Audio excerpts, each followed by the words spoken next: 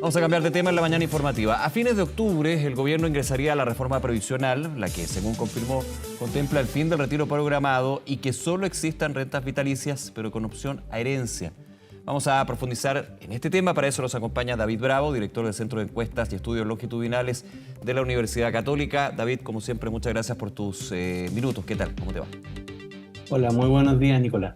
Muy buenos días. Ayer se le preguntaba, de hecho, al ministro Marcel, ya se estaba conociendo, Pulso daba a conocer algunos de los cambios, y que son cambios bien profundos con respecto al sistema previsional como conocemos hoy en día y que se plantearían en esta propuesta de reforma previsional. A grosso modo, con lo que se conoce, el ministro Marcel decía, hay que esperar que se presente el proyecto completo para explicarlo bien, 100%. Pero, ¿te parece, por ejemplo, esta idea de terminar con el retiro programado, quedarse solamente con las rentas vitalicias, con la opción, con ciertos requisitos, de que sean heredables esos fondos, por ejemplo? Sí, esa fue una propuesta que hicimos en la comisión que me tocó presidir y con todos los colegas, las colegas que participamos allí, Ujú. que entregamos el 2015. Eh, Hay que mirar el cuadro completo, pero refiriéndome a esta medida en particular, definitivamente lo que ahí nosotros enfatizamos es que esto, tal como lo dice el gobierno, pero también en general todos los que participan en esta discusión, esto se trata de seguridad social. Claro. Y la modalidad de retiro programado, de hecho, es una modalidad donde la pensión es decreciente en el tiempo a medida que las personas viven, no tiene un perfil adecuado. Entonces, hay que introducir cambios al respecto, eso lo enfatizamos y me parece bien que se incorpore a la discusión porque no es algo que se tomó desde que lo presentáramos. Por supuesto, la opción es tener un perfil de beneficios que tenga menor variabilidad en el tiempo. Eso es una renta vitalicia, tal vez tal como la conocemos, en algunas de las modalidades de renta vitalicia, o Claro. eventualmente, me imagino, algo que se tendrá que discutir y tal vez mirar con detalle qué es lo que el gobierno está pensando. Claro, porque finalmente la renta vitalicia es una pensión estable en el tiempo, a diferencia del retiro programado que es administrado por las AFP, como si uno estuviera todavía no jubilado, que se entienda lo que digo. Finalmente se entrega mensualmente un dinero, pero eso también puede rentabilizar y sabemos que la rentabilidad puede ser positiva o negativa. Ese es el punto. También desde el análisis del gobierno se explica, y me imagino que tomando lo que fue en su minuto la Comisión Asesora Presidencial que tú lideraste, que el sistema de retiro programado finalmente nos va permitiendo pensiones estables en el tiempo para una población que vive más años. Hay que verlo desde ese punto de vista, ¿no? Claro, no solamente por el tema de la variabilidad, ¿cierto?, en los retornos, Ujú. porque los fondos siguen siendo invertidos, ¿no?, en Sí, el claro. mercado de capitales. No es solamente eso, sino que lo más de fondo tiene que ver con que no hay un seguro sobre el riesgo de vida. A medida que las personas más viven, entonces los mismos recursos con su rentabilidad tienen que empezar a disminuirse anualmente. Ujú. Entonces, eso es básicamente lo que me imagino que tiene que ser parte del paquete. Hay muchos otros elementos que nosotros también mencionamos. Me alegro que se toque este tema, que no había sido parte de, por lo menos, la discusión Sí, en las claro. últimas dos propuestas, ¿cierto?, de Una los discusión que, gobiernos. y perdona que te interrumpa, David, que Sí, y yo hemos conversado varias veces desde que estuvo la comisión asesora, desde que se presentaron los proyectos de la presidenta Bachelet, luego del presidente Piñera. Estamos a la espera de este proyecto, pero a grosso modo ya se van conociendo varias medidas que son bien distintas, sin hacer un juicio de valor, digamos. Eso será en la discusión legislativa, por supuesto, pero entrando en terreno, por ejemplo, en la última discusión sobre la reforma previsional de Piñera II, el tema, habían varios temas de todas maneras, pero el centro de la discusión, especialmente en el Congreso, fue con respecto a el 6% con cargo al empleador. Eso también va a ser una discusión de todas maneras, pero aquí se incorporan otros elementos, como por ejemplo que las AFP dejen el rol de administración y finalmente sean gestores privados de inversión, por ejemplo. bueno, lo que ha estado en el centro de la discusión digamos, en los dos últimos intentos, proyecto de la presidenta Bachelet hacia el fin de su mandato, proyecto del presidente Piñera y que luego tuvo su oportunidad de ser convertido en ley cuando se produjo el acuerdo en la Cámara de Diputados hace fin del año 2019. El Así es. proyecto pasó al Senado. Tuvimos ahí la gran oportunidad de tener un proyecto donde había algún acuerdo, pero se perdió porque ya, como esto se demoró, vino entonces la pandemia, ¿cierto? Y ya eso nos llevó como a otra discusión. Eh, entonces, el nudo de la discusión ha estado básicamente en, a ver, todos están de acuerdo en que para tener mejores pensiones tenemos que cotizar más. Y eso es un consenso que no se ha movido, es bastante transversal, Ujú. perfecto. Todos están conscientes también y de acuerdo, me parece, en que esa cotización adicional tiene que ser de cargo del empleador. Perfecto, eso ahí es un consenso. Sí. Yo esperaría también, me encantaría que pudiera haber consenso después de la experiencia que tuvimos de los retiros, de que precisamente por las dos razones anteriores no es consistente en el sistema de pensiones el concepto de retiros en términos generales. No me gustaría que se hablara de retiros, me gustaría que hubiera consenso en eso también. Ojalá lo pudiéramos adicionar. Pero bueno, el nudo de la discusión ha estado en cómo se distribuye ese ahorro adicional, esa cotización adicional, eh, y hemos ido desde bueno, una parte a cuentas individuales, independientemente de la gestión, una parte a un fondo solidario. La reforma inicial del presidente Piñera fue todo ahorro individual. En el acuerdo que casi se llegó a puerto en el año, a fines del 2019, se había producido un acercamiento para poder tener una división, ¿cierto?, sobre estos fondos. Ahora estamos donde hay un enunciado de que más bien sería solidaridad completa. Ujú. Creo que vamos a estar en el tema que ha dificultado los acuerdos y por supuesto el otro elemento ha sido sobre el rol que tienen las AFP, ¿cierto? Más allá de las cuentas individuales. Eso es un poco lo que está hoy en juego. Entonces, para poder jugar en ese terreno, claro, necesitamos ver en qué consiste el proyecto. Dos elementos importantes. Uno, me parece bien que se esté moviendo esto, ¿Ya? porque efectivamente necesitamos que esto ya ocurra. Me parece bien también imagino que lo que está ocurriendo, se empiezan a saber estos detalles porque el gobierno está ya socializando la propuesta Claro. con parlamentarios, ¿cierto? Y eso, bueno, es algo que se tiene que hacer. No se puede llegar y sorprender al Congreso con un proyecto. Entonces estos acercamientos para mí son importantes, son positivos, y un signo de que viene. Ahora, tal como hay cuestiones que no se habían hablado, como el tema de la, de la eliminación del retiro programado o a lo menos su reformulación muy significativa, me encantaría también que me gustaría ver en este proyecto, como no vi en el proyecto de la presidenta Bachelet, ni tampoco vi en el proyecto del presidente Piñera, ni tampoco en el acuerdo que se suscribió, el tema de la edad de jubilación. Se Ujú. tiene que homogeneizar la edad de jubilación. Eso no es un tema, es un tema central y no ha sido abordado. Hay varios ¿Qué? otros temas que no han sido abordados.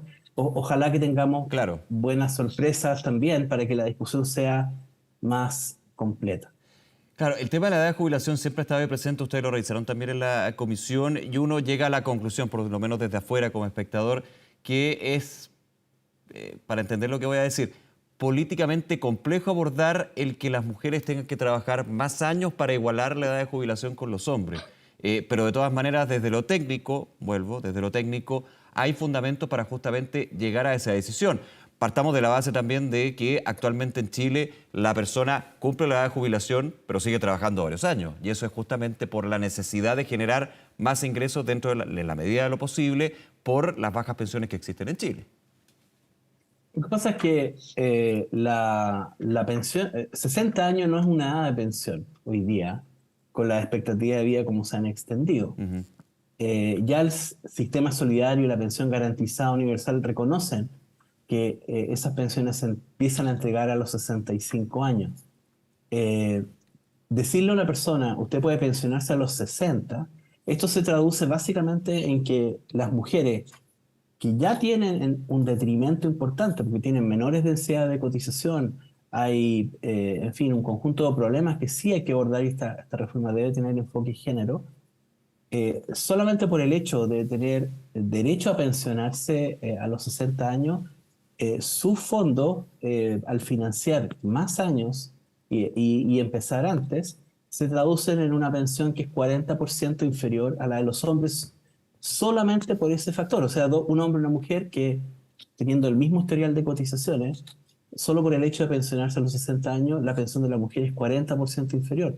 Eso no está bien. Hay otros elementos también, como las tablas de expectativas de vida, ¿cierto? Que deberían ser, creo yo, en ese sentido también homogéneas, así que se Ujú. pudiera homogeneizar la edad, y también el cambio en el retiro programado, eso se podría ayudar. Pero definitivamente ese es un tema que hay que abordar. Por supuesto, como todas las cosas, estamos hablando del 6%, no estamos hablando de un aumento del 6% al día siguiente de que la ley se aprueba. Claro. Estamos hablando, hay todo un escenario de gradualidad, lo mismo con el tema de la jubilación. Por supuesto que al mismo tiempo, junto con eso, tiene que haber una suerte de política, ¿cierto? Que puede ser, por ejemplo, un subsidio al empleo muy sustantivo en ese tramo de edad, en el caso de las mujeres, para poder fortalecer la posibilidad de que en ese periodo pueda haber más acumulación de cotización, etcétera. Todo eso tiene que venir acompañado, pero es parte del paquete. ¿Va a venir eso o no en la propuesta del gobierno? Ojalá tengamos una sorpresa positiva. Sí. Tú comentabas lo que era lo de la cotización adicional, ya fue abordado en la propuesta anterior que actualmente está ahí en el Senado y claramente ya no va a pasar nada con esa, digamos, y hay que esperar a que pase la propuesta del gobierno del presidente Gabriel Boric. Y sobre cotización adicional con cargo al empleador, que en algún minuto partió siendo 4% en el gobierno anterior, me acuerdo, en las primeras conversaciones, termina aumentando a 6%. Estaba esta gran discusión en el Congreso, y vuelvo al Congreso porque ahí es donde se tiene que definir y finalmente cambiar lo que son él o los proyectos.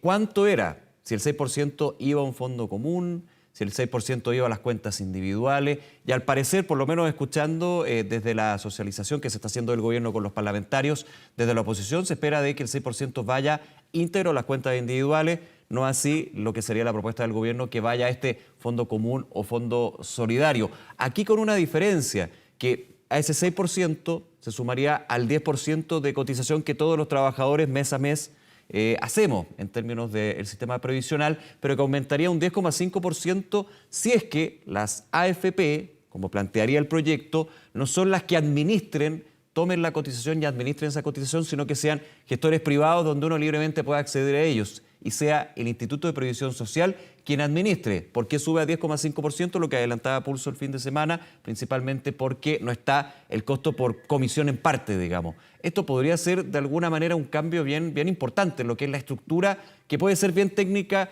lejana para muchos, digamos, pero que tiene un tema bien relevante en términos de cómo se va gestionando ese ahorro mensual y cómo se va sumando también esa cotización adicional, ¿no? Claro, todos los detalles institucionales son muy importantes. En el proyecto del gobierno tiene que venir muy bien diseñada cuál es la transición, cómo se pasa de la situación actual a la nueva que se está planteando. Las instituciones no se pueden transformar de la noche a la mañana, ¿cierto? En instituciones que tienen ciertos contratos vigentes, que están funcionando bajo ciertas condiciones, no se cambia esto de un momento a otro. Entonces, esa transición tiene que estar muy bien dibujada, y creo que lo correcto ahí es hacer un juicio una vez que se tenga ese proyecto a la vista. Es muy importante porque hay recursos muy importantes involucrados, el stock del ahorro de las personas está allí en esas cuentas. Entonces, la discusión también no bien llevada puede afectar el valor de los ahorros de las personas, ¿cierto? Dependiendo de cómo se haga la discusión. Entonces tiene que ser con mucha responsabilidad, por eso considero correcto que el gobierno esté haciendo todos los acercamientos que se requieran. No es para nada relevante si la reforma se presenta en octubre, el 10 de noviembre, digamos, sabiendo que ya estamos acá y que viene, lo importante es que se haga cuando esto esté maduro, ¿cierto? Y que sea un proyecto presentable, que ojalá tenga una suficiente base. Claro. Entonces, creo que estamos en ese proceso, pero claro, tiene tanto detalle que es relevante de considerar y que podría ser muy relevante para el proyecto que necesitamos verlo. Por ejemplo, el tema de las comisiones, como mencionabas, ¿cierto? Vamos a tener instituciones que van a administrar el ahorro, el stock de ahorro, y otra cosa son los flujos. Y entonces las comisiones que están asociadas va a haber como doble comisión que va a ser por el monto como porcentaje del fondo que se administra, y por otro lado hay más bien una comisión que está asociada hoy día las remuneraciones de las personas, cómo se pasa de un sistema a otro o van a convivir ambos juntos. Eh, Son muchas las preguntas. No quisiera a estas alturas Ujú. tomar un detalle y básicamente decir, bueno, acá Claro, no está sé, bueno, está vamos a malo. tener problemas con esto, con lo otro, pero ha pasado harto en la discusión. Hubo una evolución también respecto de la propuesta original, como decía, que el presidente Piñera presentó una evolución, digamos, hacia un cierto acercamiento. Tenemos que ver qué va a pasar acá, Sí. ¿cierto? Lo peor que nos puede pasar es que no tengamos acuerdo. Creo que eso sería también un fracaso, ¿no? Tal como fue, creo yo, la discusión que tuvimos recién sobre el tema de la reforma constitucional, ¿cierto? Que obviamente fue un proceso que no fue exitoso y que esperamos que ahora se recomponga, ¿cierto?